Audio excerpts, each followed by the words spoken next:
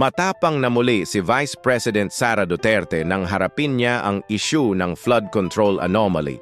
At sa pagkakataong ito, hindi niya pinalampas ang tila labis na kumpiyansa ni Pangulong Marcos Jr. Habang sinasabi ng palasyo na wala raw silang itinatago, itinatanong ni VP Sara, "Paanong alam mo na agad ang resulta ng investigasyon? Hindi pa nga tapos." Tama siya. Hindi normal na maging confident ang isang leader sa isang investigasyong hindi pa nasisimulan ng buo. Sa simpleng lohika, ang taong walang tinatago ay tahimik na naghihintay ng resulta, hindi nangunguna sa depensa. Kaya't ang tanong ni Sara Duterte ay diretso at matalim. Alam na ba ng Pangulo kung ano ang kalalabasan dahil hawak na nila ang kwento? Ang mas nakababahala ayon kay VP Sara ay ang paranoia ng administrasyon. Lahat na lang ng kritisismo ay tinatawag nilang destabilization.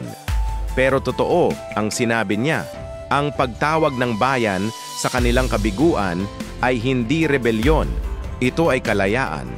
Kung may mga nagpoprotesta, hindi ibig sabihin na gusto nilang pabagsakin ang gobyerno, gusto lang nilang gisingin ito.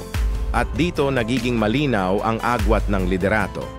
Si VP Sara ay naninindigan para sa katotohanan at pananagutan, habang si Marcos Jr. ay tila naninindigan lamang para sa sariling imahe. Habang ang isa ay nananawagan ng trabaho at aksyon, ang isa naman ay abala sa depensa at press conference. Lalo pang tinamaan ang palasyo ng sabihin ni Sara Duterte na ang taong may bisyo nagiging paranoid. Isang banat na diretsong tumama sa ugat ng problema, takot, insecurity at kakulangan ng tapang. Kung sa panahon ni Duterte ang leader ay tigasin at diretso sa laban, ngayon ay parang nagtatago sa likod ng salitang politics. Ang mensahe ni VP Sara ay malinaw, tapos na ang eleksyon.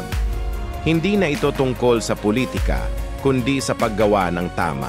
At kung ang palasyo ay patuloy na magtuturo ng sisihan, baka dumating ang araw na kahit anong depensa nila, hindi na maniniwala ang sambayanan. Kaya habang sinasabi ng palasyo na confident sila, ang bayan naman ay nagsisimula ng maging confident din, na ang katotohanan ay lalabas kahit anong itago.